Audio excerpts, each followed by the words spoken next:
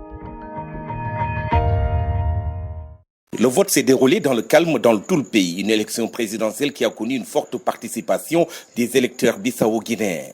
À la mi-journée, 50% des électeurs avaient déjà accompli le devoir citoyen, selon Soumaïla Boubéi Maïga de la CEDEAO. Avant 11 heures, ils sont déjà près de 50% des votants par bureau. Ça veut dire que la mobilisation reste encore assez présente, et tout se passe calmement, je crois aussi.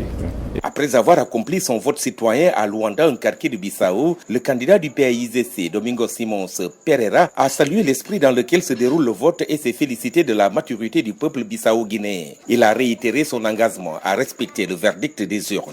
Ce qui m'arrive, c'est que le peuple bissau-guinéen est en train de s'exprimer de forme libre et juste et transparente. Et donc c'est ça que la démocratie nous propose.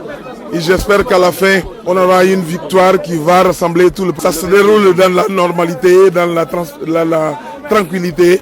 Et c'est tout ce qu'on peut demander. Le peuple bissau-guinéen est confiant. Je reste confiant parce que j'accompagne le peuple bissau-guinéen. Voter, c'est un droit, mais c'est aussi une responsabilité.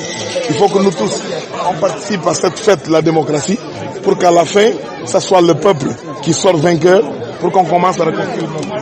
Son adversaire, candidat du mouvement pour l'alternance démocratique Umaru Sissoko Embalo, depuis Gabou, localité située dans l'est du pays où il a voté, s'est prononcé sur le déroulement du vote dans le pays, non sans pointer un doigt accusateur à la Commission nationale électorale. Je vois que malgré que c'était dans mon fief, qui est Gabou, où je suis le député le plus voté, mais là, il y a juste un petit souci qui s'est passé avec les enregistrements que était fait au bureau du président de la Commission nationale indépendante des élections qui disait on doit faire tous, sauf que l'Embalo ne soit pas président de ces pays. Ça, c'est excessivement grave.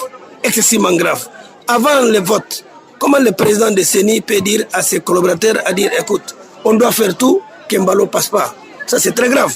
Les résultats ont commencé à tomber en début de soirée à Bissau et Bissau semble déjà demeurer sous la coupole du candidat du PAIGC qui a remporté largement dans son bureau de vote.